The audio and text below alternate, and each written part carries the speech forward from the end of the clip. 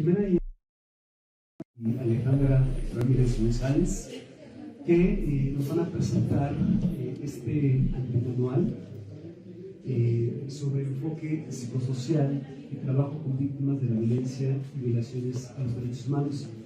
Jimena y Alejandra han estado haciendo un trabajo hace ya muchos años en realidad en torno a este tema, trabajando con pues muchas personas en diferentes contextos, viéndoselas también con algunas instancias del gobierno, del Estado, y digo esto porque es un trabajo muy complejo el que llevan a cabo y han tenido un acercamiento particularmente importante con las personas que están acompañando y con elaboración de propuestas, trabajos que ahora ellas nos comentarán. Sin más, pues bienvenidas, gracias Alejandra, gracias Jimena por acompañarnos. Les doy el micrófono. Muchas gracias, Eduardo. Muy buenas tardes a todas y todos. Gracias al Colegio de Psicoanálisis Lacaniano por permitirnos estar aquí compartiendo este trabajo, que es justamente el antimanual sobre enfoque psicosocial y trabajo con víctimas de la violencia y violaciones a los derechos humanos. Yo soy Alejandra, como bien ya lo dijo Eduardo, soy investigadora en Fundar Centro de Análisis e Investigación, que es una organización de la sociedad civil que, bueno, ya como iremos exponiendo, pues tiene muchos años dedicada, dentro de otros aspectos, a acompañar a víctimas de violencia, de graves violaciones a los derechos humanos. Y desde Fundar, pues agradecer, ¿no?, que estén aquí, su escucha, su presencia. Y bueno, pues vamos a entrar a un tema pues muy doloroso, ¿verdad?, que son las víctimas, cientos de miles de víctimas que hay en este país, y que justamente también dentro de ese camino tortuoso, doloroso, pues nos ha permitido tener múltiples aprendizajes, hacer muchos vínculos, redes de soporte y demás. Entonces, bueno, comentarles primeramente de manera introductoria, antes de pasarle la palabra a Jimena, ¿qué es este documento? Primero, bueno, pues no lo tenemos en físico, está disponible en PDF para su descarga. En la página, si ustedes googlean Fundar, Centro de Análisis e Investigación, les aparece el área o la pestaña Publicaciones, ahí la pueden descargar, ¿no? Es un documento que está es muy pedagógico, por así decirlo, tiene unas ilustraciones maravillosas, son aproximadamente 80 páginas, es muy digerible y pues es para que se difunda, ¿no? Creemos que este tema de la violencia que atraviesa el país desde hace décadas pues nos atañe a todas y todos como sociedad en su conjunto. Entonces, ahora sí que les agradeceríamos si lo descargan y lo comparten con quienes ustedes consideren que les pueda ser de interés, ¿no? No necesariamente que hagan acompañamiento con víctimas, puede ser cualquier persona que esté tocada subjetivamente hablando por este tema, ¿no?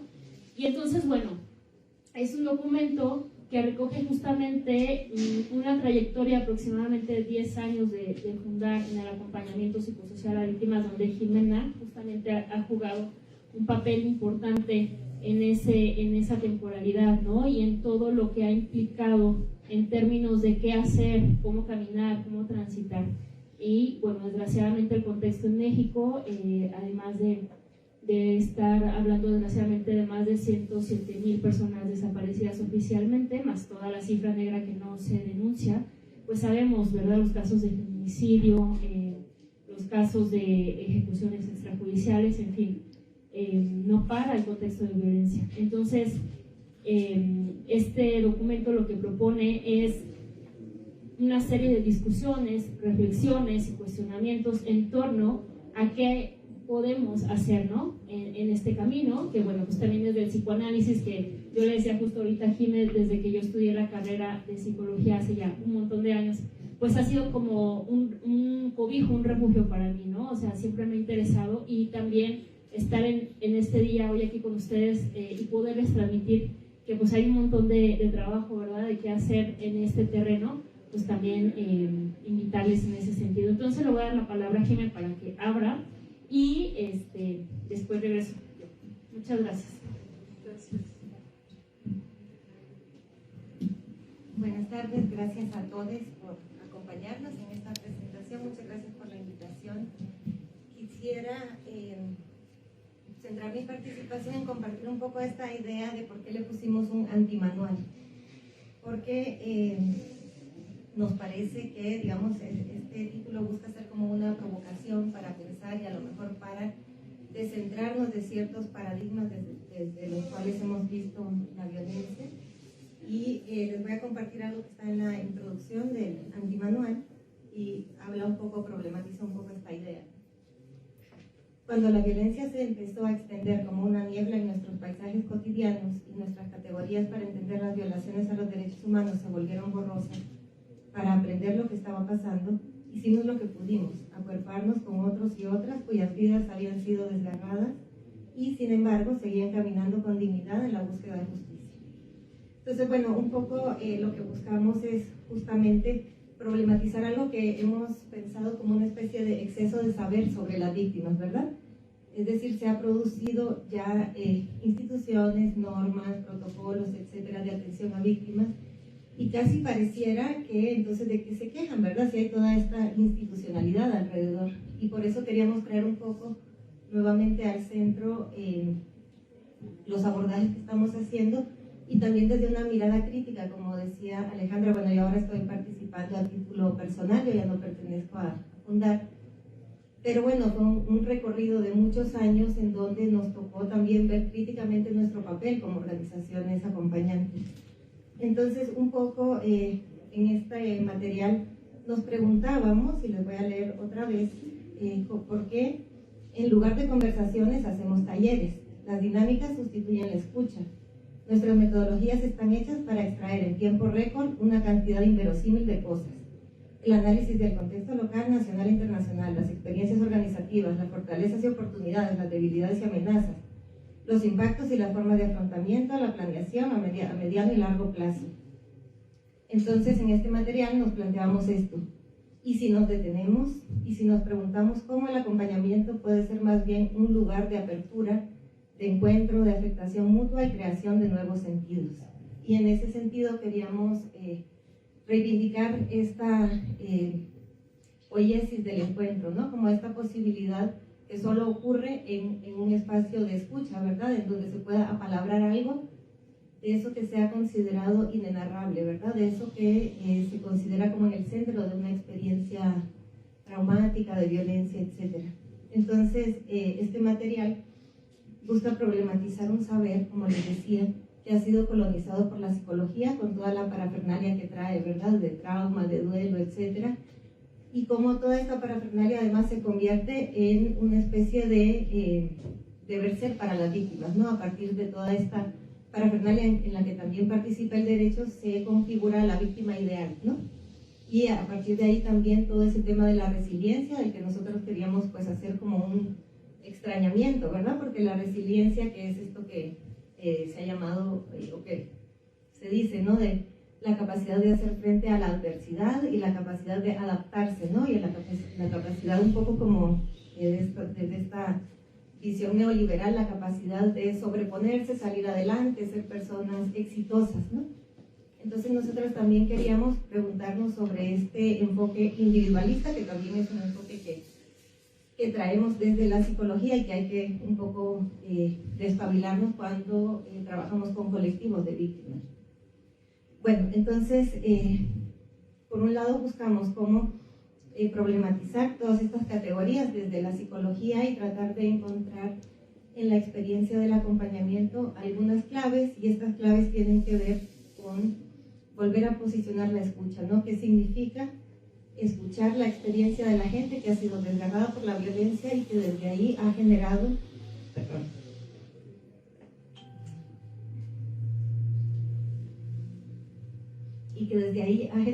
nuevos vínculos y una capacidad de hacer comunidad, ¿no? Frente a esto que la violencia rompe y que la violencia desgarra. Y dentro de eso, que me parece muy, muy pertinente para pensarlo desde el psicoanálisis, también cómo pensamos esto que no hay que darlo nunca por hecho, ¿no? Esta categoría de víctimas también como en lugar de como sujetos de daño, ¿no? Como el sujeto que sufre, también como sujetos de deseo, ¿no? Que es lo que hemos visto en el acompañamiento, como a pesar de estas experiencias tan dolorosas en donde muchas veces veces les ha fallado todo, ¿no? Les ha fallado el Estado, les ha fallado la sociedad. A pesar de eso, las víctimas están generando vínculos y apelando a un sentido de comunidad diferente sobre otras bases. Y eso me parece que nos posiciona o nos permite también entender que las víctimas no son sujetos pasivos o sujetos, o más bien objetos de asistencia, sino que algo de eso que se está tramando ahí nos está dando pistas sobre cómo podemos como sociedad hacerle frente a esto que estamos enfrentando. Entonces, bueno, quería como poner un poco esta interpelación a esta idea de manual, porque circulan muchos manuales también desde la sociedad civil, las instituciones, y quería compartirles un poco algunos testimonios que se recogen en este material. Algunos son de familiares de personas desaparecidas, ustedes los pueden ver ahí, o de víctimas de tortura, de feminicidio, y cómo a partir de esta experiencia y de los vínculos que construyen también desprivatizan el dolor, hacen esto que le llamamos actos de duelo público. Un poco la referencia también que recogimos aquí fue la de Antígona, ¿verdad? Como para nosotros bueno, ustedes conocen la historia de Antígona, que es un referente épico, y hay un poema muy lindo que se llama Antígona González, ¿no? Y la autora empieza diciendo: yo no quería ser una Antígona, pero me tocó. Y a partir de eso, entonces, bueno, ¿qué hacer con una experiencia de dolor, de desgarramiento? Esperen.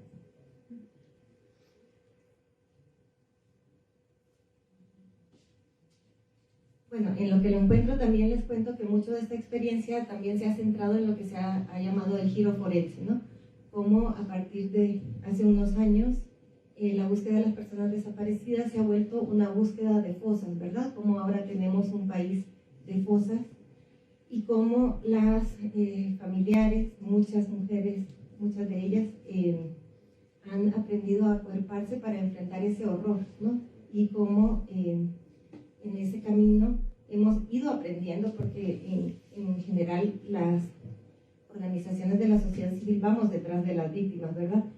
También esa es la idea del antimanual, que cuando producimos materiales, como lo hacemos retroactivamente, pareciera que ya sabíamos todo de antemano, ¿verdad? Y producimos como un efecto de sentido, como si ya sabíamos que había que hacer A, B, C. Y en realidad hemos ido aprendiendo en esas experiencias. Ya me pasé. Es que no lo tenemos impreso, ¿verdad? Pero bueno, para compartirles algo y que ojalá que esto les pique y les den ganas de descargar el antimanual. Esto se llama Ana.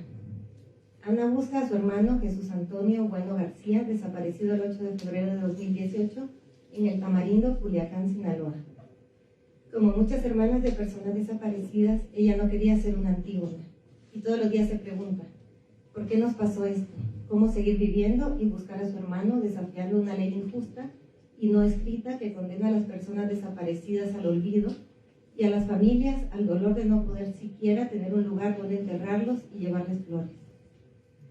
Ana acudió en busca de acompañamiento después de un taller con familiares que pertenecen a distintos colectivos en Culiacán, Sinaloa. A continuación se cuentan algunos pasajes de este proceso. ¿Cuándo volveré a ser como antes? Desde que desapareció mi hermano, no sé quién soy, no me reconozco, no quiero salir y me enfada que la gente se ría. Desde la semana pasada que me avisaron de la fosa, ando como ira. Estoy enojona, tengo coraje, todo me da sentimiento. El otro día que fuimos a búsqueda, una compañera me dijo: estás jodida, siéntate a descansar, porque me veía mal, pálida. Le dije que ya no quería seguir buscando, que no quería encontrar yo algo. Cuando me avisaron, estaba viendo lo de unas playeras para el colectivo. Me puse a llorar. Me preguntaron qué pasaba. Les dije. Llamé a mi hermana, a ella ya le habían avisado. Me dijo: ya vente para la casa. Un amigo me llevó a la casa. Cuando llegué, ella estaba llorando. Mi abuela ni se diga. Mi hermana decía: Yo todavía tengo esperanza de encontrarlo vivo. Fuimos al CENEFO, nos tomaron muestras de ADN, ahora estamos esperando a que nos den los resultados. Me da coraje porque mis tíos me empezaron a llamar, que si ya encontramos a mi hermano, que si ya lo vamos a velar. Me da coraje porque todavía ni nos dicen que es él. Yo no quiero que sea él, porque yo vi las fotos de cómo encontraron los cuerpos, y yo no quiero que sea él. Prefiero 1000 veces que no sea él y seguirlo buscando. ¿Por qué la vida es tan injusta? Siento mucho coraje. Mi abuela cumple años pronto y le dije que quería que le regalara, que si la llevábamos a comer. Ella me dijo que quería a mi hermano vivo, y yo me enojé y le dije que no me pidiera eso. Me pregunto qué hicimos, qué hizo mi familia o qué hice yo para que nos pasara todo esto. ¿Qué estamos pagando? ¿Por qué tuvimos 2 pérdidas tan grandes? Primero mi mamá y luego mi hermano. Quisiera desaparecer de todo esto. El otro día me invitaron a dar una plática a un colectivo nuevo.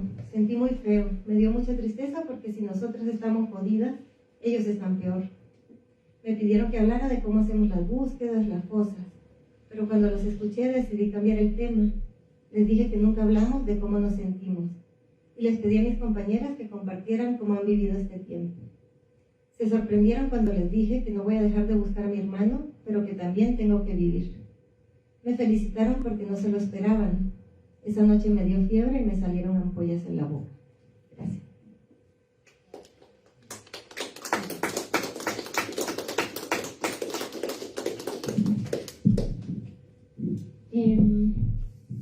Siempre que uno escucha los testimonios, por más que escuchemos y estemos muy inmersas en ello casi todo el tiempo, ya durante muchos años, pues siempre queda una simbrada, ¿no? Para abonar un poco más a lo que ya decía Jimé, invitarles a que consulten, lean, compartan este documento, además de hacer una crítica o una discusión a las categorías que ya se mencionaron, ¿no? Por ejemplo, víctima, que ya lo comentó Jimé, resiliencia. También se debate y se discute el tema de los cuidados. Cuando presentamos este documento hace como 2 meses, le dimos un lugar a qué implica cuidar, ¿no? Y deseamos que también a nosotras nos cuidan las familias, las víctimas a las que acompañamos, ¿no? Entonces, en ese sentido, discutíamos el concepto de acompañar. ¿Qué es acompañar? Y yo lo que siempre digo, que se usa mucho, pero ¿a qué nos referimos, no? Y en ese sentido, algo que salió que fue bastante bien colocado y me parece que también atañe al psicoanálisis, tiene que ver justo con que acompañar implica una relacionalidad, ¿no? Es una relación totalmente, y en ese sentido es desde qué lugar nos estamos posicionando, qué lugar estamos ocupando subjetiva, afectiva, políticamente, para estar caminando, recorriendo este trayecto de vida, de dolor, pero también de resignificación de las víctimas, ¿no? Y en ese sentido, algo que también se plantea en el antimanual es cuestionar justamente ese lugar de experto que se posiciona, por ejemplo, desde el yo sé sobre tu dolor, ¿no? Yo sé cómo debes vivirlo, cómo debes tramitarlo. ¿Se apagó? No. Gracias. Y en ese sentido, pues obviamente es una crítica a todas las etiquetas que clasifican y diagnostican, ¿no? Justamente el malestar. Más bien es justo desde esa posición donde estamos, cómo arropamos y acogemos el despliegue de la subjetividad sufriente, por así decirlo, ¿no? Entonces, evidentemente, todas estas formas donde se encaja la experiencia en, por ejemplo, una clasificación médica, pues ¿qué es lo que hace? Es forzar también métodos o, por ejemplo, una violencia epistémica, ¿no? De forzosamente tú debes de vivir o transitar lo que te está pasando, por ejemplo, la pérdida de un familiar que no saben en muchos casos si está vivo o muerto, ¿no? Y se les impone, por ejemplo, un duelo que es prescrito, que tiene una serie de fases, que es lineal, que pasa por el enojo, la rabia, y son como 4 fases, ¿no? Entonces toda esta psicología positivista o esta corriente es algo que se critica en el manual, ¿no? Porque justamente, en el antimanual, perdón, porque justamente algo que hacemos es señalar que los caminos son diversos y son múltiples, y que no hay una linealidad y que los tiempos y los ritmos subjetivos son variantes y dependen de muchas condiciones, ¿no? Entonces ese es otro aspecto que me parece interesante, de no forzar los modelos teóricos a la experiencia, sino más bien qué nos enseña la experiencia a quienes estamos en estos caminos, ¿no? Y en ese sentido la escucha, como ya decía Jimena, es primordial, o sea, el cómo nos damos el momento de parar, incluso a veces para decir lo que estamos haciendo, qué sentido tiene para las víctimas, ¿no? Para las familias. Escuchar es atender a que incluso en los testimonios, como el que nos acaba de compartir Jimé, pues también hay dejos de vida, ¿no? De luz en medio de todo ese horror que viven cotidianamente las personas que están, por ejemplo, en búsqueda de sus seres queridos. Y también creo que eso nos puede permitir hacer un trabajo más comprometido con quienes vamos caminando de la mano, ¿no? Cuando Jimé dice son sujetos de deseo, a mí me hizo pensar en una imagen. Particularmente yo estuve un año en Sinaloa acompañando la búsqueda de las rastreadoras en todo el norte, en fosas, ¿no? Y algo que a mí me sorprendió muchísimo es conocer a esas mujeres que son divertidísimas, que son mujeres erotizadas, que vuelven a rehacer su vida con compañeros, por ejemplo, ¿no? su vida personal, que si están en una búsqueda, o sea, son gozosísimas las búsquedas, ¿no? Todo el mundo piensa, ay, es que es como algo muy... sí, es terrible, pero dentro de eso, estas comunidades emocionales, pensando en una antropóloga que se llama Miriam Jimeno, le dan como la vuelta a la tuerca, ¿no? A todo ese horror para poder seguir viviendo y para seguir con deseos de vida, porque si no, esto es tan abrumador. Eso no quita que también estén las complejidades objetivas, por ejemplo, que haya casos de quienes digan yo ya no quiero vivir o no puedo más, ¿no? Pero en ese sentido es también como nosotras, como acompañantes, al escuchar, ponemos el cuerpo, ¿no? Para recibir esos testimonios y darles un lugar. Entonces, la idea del antimanual es problematizar una serie de aspectos que engloban o llaman o invitan, sobre todo a la gente que andamos en estos campos de lo sí, por así decirlo, ¿no? A, pues, más bien estar teniendo esta mirada crítica constantemente en nuestro quehacer y pensar cómo nos posicionamos frente a esto que está atravesando el país y que también nos atraviesa y nos toca a todas y todos, ¿no? Porque ya son muchos años y justamente la violencia no para. Hace rato le compartí a Mau, que está por allá, que yo venía en el metro y otra vez hubo narcobloqueos en Guanajuato, ¿no? Hay territorios que verdaderamente están tomados por la criminalidad desde hace mucho tiempo. Las compañeras, muchas de las víctimas, también están medicalizadas, ¿no? Porque no encuentran otra forma de enfrentar. Entonces, sí es un escenario bastante difícil y adverso, y es cómo podemos entrarle, ¿no? Todas y todos. Entonces, bueno, le dejaríamos ahí más bien para saber si tienen preguntas, comentarios o dudas respecto a lo que les estamos compartiendo. Muchas gracias. Gracias, Ani. Pasamos el micrófono entonces al auditorio. ¿Preguntas?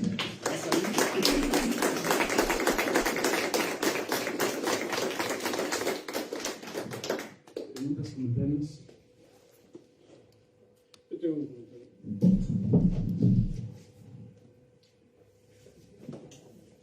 Gracias.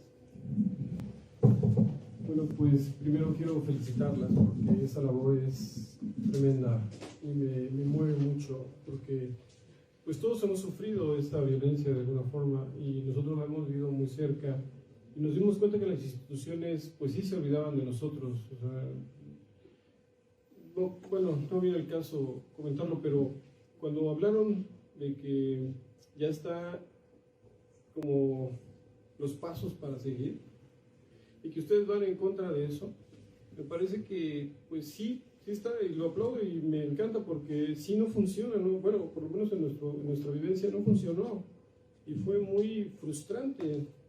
Entonces tiene que haber otra manera de atender el problema. También no creo que sea solo un problema de las instituciones y de atender a las víctimas. Esta es la punta del iceberg. Habría que atender a la sociedad misma, no sé, a los niños, si quieres, ¿no? Algo así. Entonces, pues solo quiero agradecerles y que la labor es magnífica, y ya entré a su página y voy a ver de qué manera puedo apoyar y ayudar. Gracias.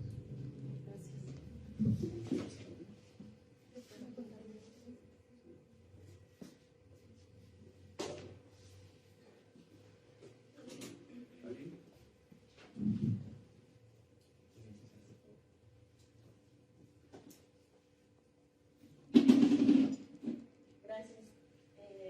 Primero que nada, yo les agradezco el interés que están teniendo, por ejemplo, por cuestionar o problematizar algo que está haciendo, me parece como muy frecuente tenerlo ahí en todas las noticias, en personas cercanas, y creo que el cuestionarse es como el primer paso. Cuando ustedes decidan que ver esas categorías y decir no a ellas, me pregunto, más bien es una pregunta la que tengo, si a ustedes no les ha dado por crear categorías, y si están advertidas de que esas categorías quizá en algún momento también pueden estar sujetas a este cuestionamiento, ¿no? Es decir, ¿qué tanto esto puede ser el camino o un camino?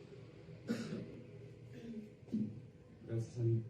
Me comentan Alejandra y Jimena que prefieren esperar 2 o 3 participaciones más y entonces responder a cada una. Así que podemos ir pasando el micrófono por allá, verificar nada más que esté prendido para, sobre todo quienes están en Zoom, puedan. Pero se escuchó, ¿verdad? No sé si los de Zoom escucharon, pero bueno, ahora escucharán.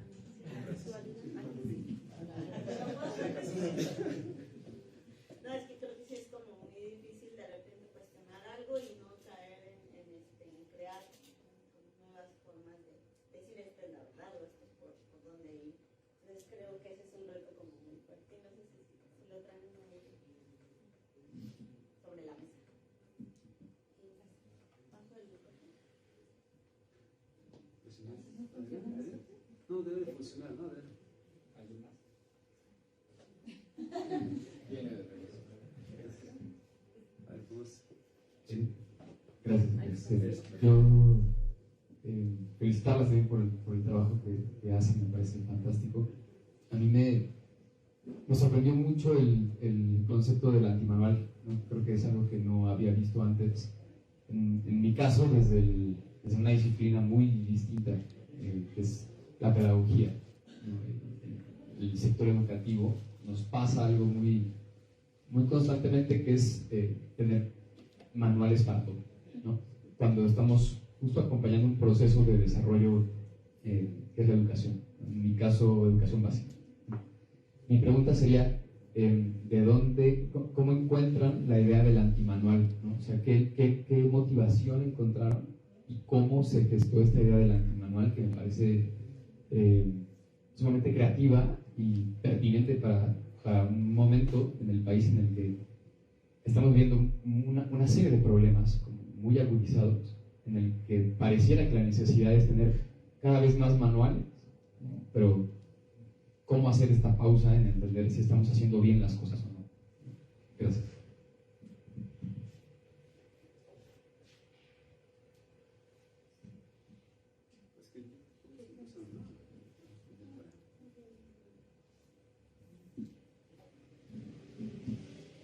Bueno, sobre la idea de antimanual, sí nos empezó a inquietar, digamos, desde nuestra experiencia, encontrarnos con una gran producción de manuales que empiezan a vaciar, digamos, de sentido este trabajo que le llamamos acompañamiento psicosocial. Es decir, sí nos empezó a preocupar un poco que de alguna manera esto que decía al principio, este exceso de saber empieza a banalizar, porque entonces tú ya de antemano sabes lo que le pasa a la víctima, ¿verdad?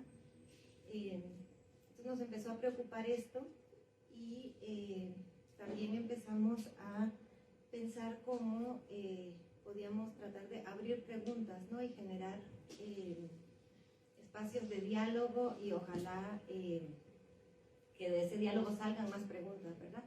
Porque en medio de esta crisis de violencia y de violaciones a los derechos humanos, lo que menos hay es tiempo para detenerse, para pensar, para dialogar, ¿no? Entonces, bueno, eso fue como una idea. Tratar de empezar a tomar también cosas que se han ido produciendo en otros lados, ¿no? Me parece que hay países como Colombia, por ejemplo, que ya llevan un recorrido problematizando estas cosas. Entonces, tratamos de ir leyendo, conociendo, como por ejemplo, mi experiencia personal en mi tesis de maestría, yo quise un poco retomar esto de cómo a las víctimas se les confinaba en un cierto lugar, ¿verdad? Y cómo podíamos generar otros lenguajes y otras cosas para que eso también interpelara a la sociedad, ¿no? Para que de ahí pudiera haber algo diferente, ¿no? Entonces, sí, ya veníamos como un poco pensando, problematizando eso. Sobre el riesgo de producir una nueva verdad, sí, bueno, obviamente nadie estamos exentas y exentos, ¿verdad? Por eso buscamos como un poco abrir un diálogo y más preguntas, ¿no? Creemos que lo más importante es que esto nos permita seguir haciendo un recorrido, ¿no? Que esto nos permita transitar de esto que, como decía antes, que pareciera inenarrable, ¿verdad? Que pareciera un núcleo de horror ahí con el que no se puede hacer nada. Y si hemos visto que sí se puede hacer algo, ese algo puede ser tejer un borde, ¿no? Es decir, tratar de generar espacios que hacen las víctimas en los colectivos también para que se pueda por lo menos contener esa desgarradura, apalabrar, evitar tratar de contener este efecto expansivo que tiene la violencia y que hemos visto en la experiencia de los familiares, por ejemplo, de personas desaparecidas. Y la otra pregunta no sé. Creo que las dos. Creo que en realidad fueron dos preguntas.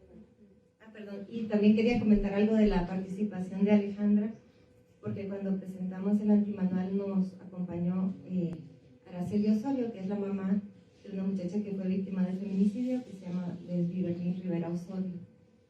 Y ella decía, ¿qué es lo que se repara cuando hablamos de estos procesos de reparación? Porque jurídicamente la reparación tiene todo un desarrollo, ¿verdad?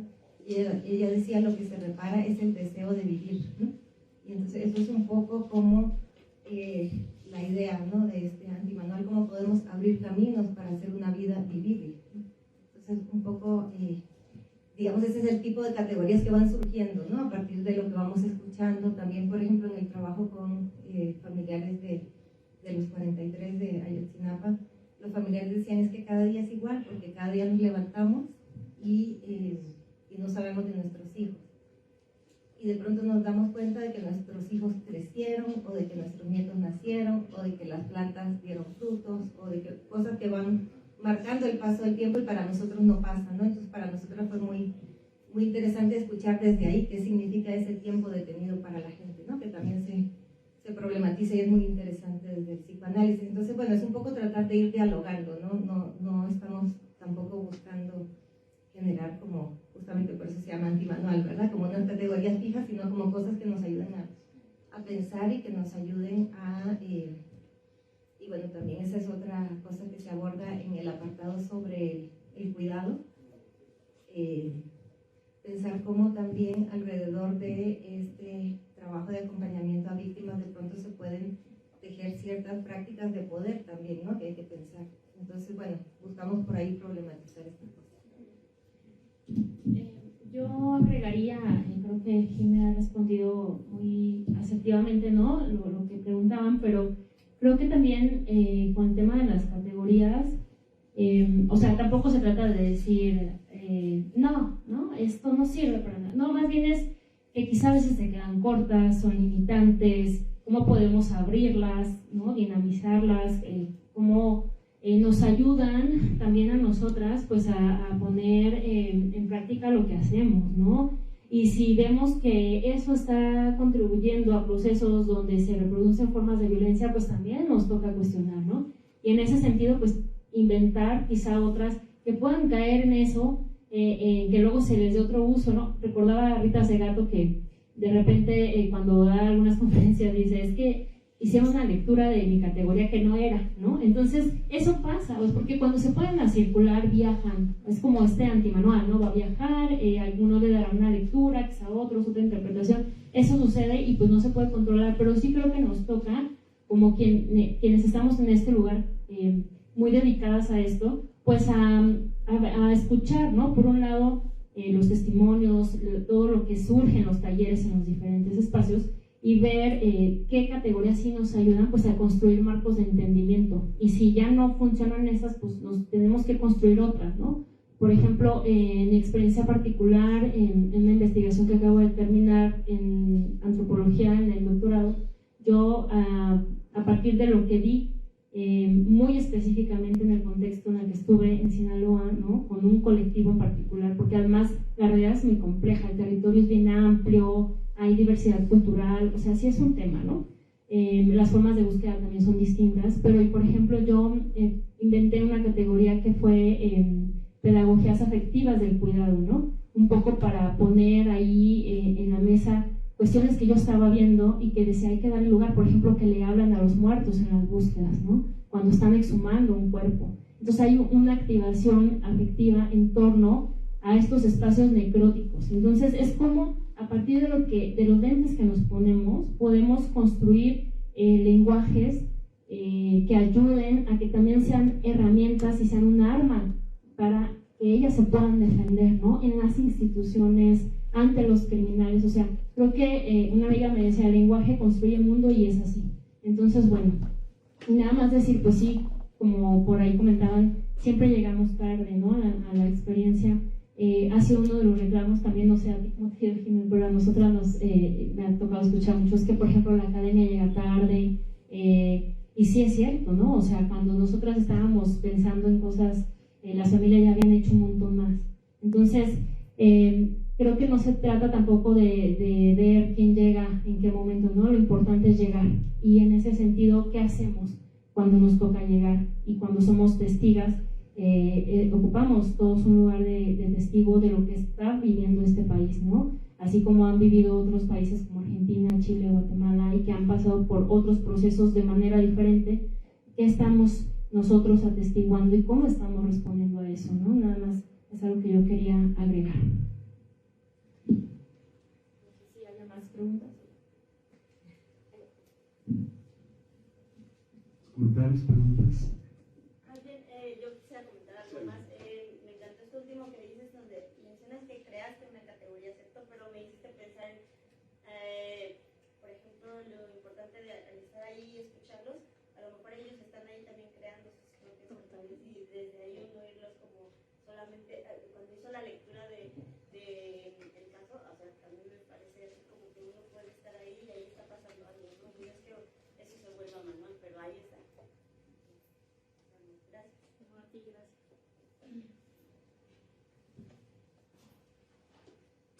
Bueno, a mí me gustaría retomar algo. Osvaldo, ¿es tu nombre? ¿Perdón? ¿Tu nombre? Sí. Román. ¿Perdón? Román. Román, muchas gracias, Román. Algo que señalaste, Román, que me parece crucial y que creo que es lo que nos están exponiendo acá, como al menos yo lo puedo entender, es este lazo que se hace con los otros. Y lo señalo, espero que no sea ningún forzamiento, como un cruce, no ni siquiera similitud, sino de un cruce con aquel lugar al que apunta un análisis, ¿no? Me refiero a esto, hemos hablado de esto en diferentes momentos, al lazo con el otro, un lazo que es horizontal, que no pasa por la verticalidad. Creo que una de las propuestas que hace Freud desde el inicio es como las personas están aplastadas por una figura de autoridad, en cualquier forma. Creo que ahí Freud encuentra la histeria conversiva originalmente, la figura del padre, se habló, ¿no?, de la figura de Dios, este momento, en fin, ¿no?, esta verticalidad, las instituciones, presidentes, senadores, bla, bla, ¿no?, que tanto se parecen en México y en China. Y ahí donde nos señalas que las instituciones o bien hacen poco o no hacen nada, o al menos no hay efectos de lo que hacen, en el sentido de la colaboración, del apoyo, del acompañamiento, de la ayuda, incluso lo que se han presentado también, pues justo una posibilidad que no es cualquier cosa, es este lazo en horizontal. Porque si hablamos de prescindir de esa figura jerárquica, autoritaria, un poco para parafrasear a Lacan, ¿no?, prescindir del gran otro, a condición de valernos de él, en el sentido de poder operar algo que permita una una colaboración, una organización que no está dictada por uno, sino que tiene que ver con el diálogo, con el desencuentro entre palabras de uno y otro, para acordar entonces algo. No es poca cosa. En mi opinión, un análisis que no avanza hacia allá, cojea de algún lugar, ¿no? Un análisis que pretenda, porque hay, me parece, creo que es algo que podemos subir acá con quienes hacemos clínica, hay posiciones de algunos analistas que apuntan justamente, no sé cómo decirlo, como un incrementar cierto narcisismo donde se puede prescindir del otro, ¿no? Asumir el deseo y entonces no me importa porque ya asumí porque me analicé y me permito prácticamente lo que sea, y eso más bien es el cinismo. Somos canallas, dice Lacan, de ahí que diga que el análisis no es para los canallas. Un análisis a la unidad en que nos advierte de los límites de la castración, si ustedes quieren, nos lleva justo a hablarle al otro, escuchar al otro, hablar a título personal. Es inevitable la caída de los ídolos, como había dicho, la caída de los amos, la caída de los ideales, la caída de esa figura del padre. Y es un sujeto está concernido a reinventarse. Y creo que no nos podemos reinventar sin el otro. Entonces, este comentario me parece crucial, por eso lo retomo. Y bueno, creo, si las sigo, es gran parte de lo que están encontrando ustedes y articulando. Y cuando decías, Sally, que aprenden también, ¿no? Creo que tiene que ver con eso, no llegar a enseñar, ¿no? Así como decía Johannes hace un momento, y también lo compartimos desde el psicoanálisis, no se trata de la interpretación al otro, de suponer desde un saber, ¿no?, ya constituido algo que estamos observando, ¿no?, sino cómo somos tocados por la alteridad, por el otro, y cómo nos las arreglamos a cada momento, cada vez, ¿no?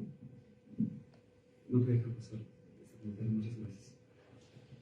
Si alguien quiere responder o participar, y luego hay Nada más como comentario. sí, adelante, pareja. No, pues a mí como una felicitación también para su trabajo, porque justamente en el apartado donde hablan de los cuidados, y también yo... Sí, mejor, gracias.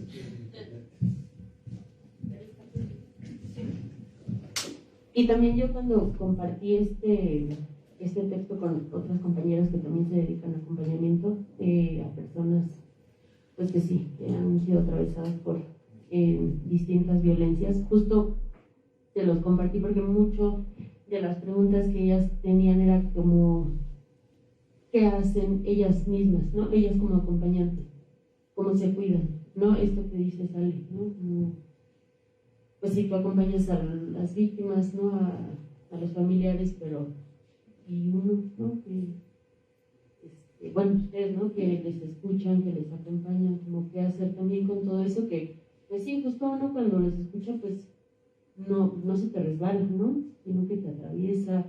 Esto que decías de cuando escuchas los testimonios, creo que sí, no pasa nada más así como así, ¿no? Sino que sí dejan ahí como huella, se pueden enquistar, se quedan, ¿no? Incluso hacen como callo. Entonces creo que a mí me gustó mucho esta parte que retoman, que justo creo que algo que no hacen los manuales es considerar a quienes pues trabajan del otro lado también, ¿no? Pensaba mucho también en cómo justo en psicoanálisis, pues muchos de los que nos dedicamos al psicoanálisis o que lo practicamos, pues nos cuesta mucho trabajo como, no sé, bajarnos de ciertos lugares y darnos cuenta de que estas cosas, pues igual y no de la misma forma, pero también nos atraviesan y también llegan al consultorio y también las tenemos que escuchar y también nos pasa en nuestra vida, en el metro, salimos a la calle, cuando vamos a la tienda, ¿no? A las mujeres, o sea, nos pasa, ¿no? Y creo que no podemos hacernos, pues sí, de la vista gorda, como si la Virgen nos hablara, ¿no? Como estas cosas nos pasan. Y creo que en psicoanálisis nos cuesta mucho trabajo hablar de esto, mucho, ¿no? Sí, siempre hablamos como de muchos temas muy padres, pero de estas cosas que duelen, ¿no? Que nos pasan acá saliendo en la calle Miguel Ángel de Quevedo, no hablamos de eso, ¿no? Entonces creo que, pues sí, también una felicitación a ustedes por traerlo acá al colegio. Creo que el colegio siempre ha tenido como esa como generosidad, ¿no? De recibir este tipo de experiencias y lecturas. Gracias. Bueno, a propósito de esto que decían, quería compartir algo que no es mío, pero que tal vez puede interpelarnos en algún sentido. Y es un pedacito de un poema de Juan Gelman que se llama Bajo la lluvia ajena y que dice: ¿en qué lengua podría hablar la soledad? El que perdió sus hijos, su más vida, que piedras escupiera por la boca. ¿Y quién las iba a recoger como señal de amor? O a entender, aceptar, recibir, aunque sea sentir en la ventana.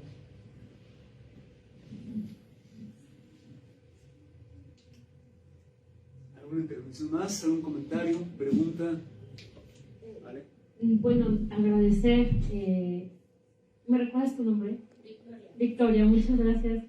Creo que el cuidado de quienes también hacemos esos acompañamientos, cada vez lo hablamos más entre compañeras, su importancia, ¿no? Y de cómo también, como tú dijiste, no nos podemos hacer sordas a que no nos pasa nada, ¿no? Nos pasa. Entonces creo que a cada una de diferente manera, y en ese sentido creo que sí apostarle también al trabajo del cuidado de los equipos, ¿no? Las equipas, quienes estamos ahí poniendo el cuerpo, la escucha, el corazón, qué nos pasa, cómo lo tramitamos, es bien importante, ¿no? Porque también eso repercute en el acompañamiento que hacemos, ¿no?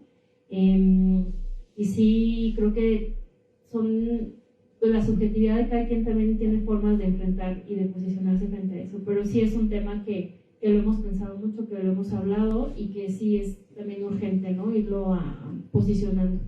Y también me gustó mucho, como decías, cada momento, cada vez. Eso me parece que también es así, y el antimanual es lo que coloca, ¿no? Cada vez que hacemos una carta descriptiva, por ejemplo, para ir a dar un taller, pensamos a dónde vamos a ir, cuál es el territorio, con qué colectivo, y escuchamos, y a partir de esa escucha se produce un nuevo material. Y todo el tiempo está así, esa es la creación, ¿no? La creación y construcción justo, horizontal, que es bien complicado, pero procuramos que así sea, ¿no? Y nada más yo les quería comentar justo quitarnos del lugar de yo soy la experta, ¿no? O yo sé, o yo tengo el saber. Por ejemplo, en mi caso, cuando en mi primera exhumación, yo no sabía lo que era rastrear, no sé si han escuchado esa categoría, ¿no? Ese concepto que inventaron las compañías buscadoras, cuando van a los territorios y andan buscando cosas. Entonces ellos me enseñaron a mí dónde había quizá una posibilidad de una cosa. Y recuerdo que la líder del colectivo que yo acompañaba, pues yo me quedé, pues no te quedas, no es lo que tú has hecho, tú vienes de la academia, de leer cosas bonitas, como decía Victoria, pero cuando estás ahí, tú no sabes hacer nada, o sea, eres hasta inútil, ¿no? En ese sentido, porque, pues, ¿qué les puedes aportar? Ellas son las expertas ahí. Y entonces yo recuerdo que la líder me dijo, oye, es tu primera exhumación, ¿verdad? Y yo, pues sí. Y me empezó a explicar, o sea, creo que a partir de yo decirle, yo no sé de esto, aquí tú eres la que sabe, me empezó a explicar con un detenimiento, con un cuidado, de mira, hacemos esto, lo hacemos de esta manera, con la pala, y luego sigue esto, más o menos el diámetro. Entonces, ¿y luego qué hago? Pues llamo a la autoridad y le digo, y entonces fue como todo un aprendizaje, y yo regresé siendo otra, con nuevas enseñanzas, ¿no? Que si yo me hubiera llegado, no, pero aquí yo soy la que viene a hacer la investigación, y pues obviamente ni mi escucha, ni mi estar, ni nada hubiera sido lo que fue, ¿no? Entonces, creo que a eso también invita este antimanual, como a detenernos y decir, ¿qué estoy haciendo? ¿No? ¿Desde dónde? ¿Y qué implica eso? Y creo que el permitir decir, pues yo no sé, porque no tenemos que saberlo todo, ¿verdad? Pues también permite que la otra persona, ese otro, esa otra, te arrope de otra manera, ¿no? Y entonces sí creo que se activó una integración de ellas hacia mí, ¿no? Como parte de la comunidad, y fue otra la historia, ¿no? De ahí se desencadenó un montón de cosas, pero creo que eso también es muy importante, y en cada momento cada vez me gustó mucho.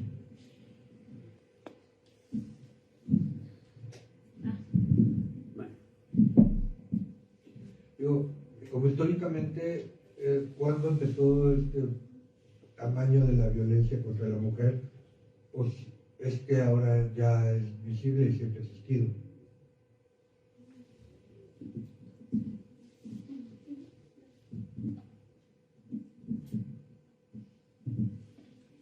Bueno, la, digamos, irrupción de la violencia generalizada empezó, ustedes saben, es decir, en el tema de desapariciones, ya sabíamos que había desapariciones forzadas durante la época de la mal llamada Guerra Sucia, ¿no? Que fue durante los años 70, 80 del siglo pasado. Pero en el caso de, y bueno, y después a partir del 2006 con la estrategia de la guerra contra el narco, y de ahí en adelante ha habido un proceso de descomposición muy acelerada y de lo que ya sabemos, que está relacionado con un modelo de seguridad. Y en el tema de los feminicidios, digamos que exista o que se haya empezado a poner atención y se haya empezado a documentar, pues sabemos desde los años 90 en Ciudad Juárez, ¿no? Cuando se empezó a llamar la atención sobre las muertas de Juárez, se le decía, ¿no? Los feminicidios, y después fuimos viendo cómo eso se fue extendiendo, de tal forma que ahora tenemos más o menos 11 feminicidios al día, ¿no? Pues la última cifra que yo vi. Sí, entonces creo que es muy interesante un poco ver cómo cuando llegó la pandemia y teníamos estas conferencias de prensa, ¿se acuerdan ustedes que no? Que diario nos decían la cifra de personas contagiadas, fallecidas, etcétera, y decíamos nosotras, bueno, y la pandemia de feminicidios y la pandemia de desapariciones, ¿verdad?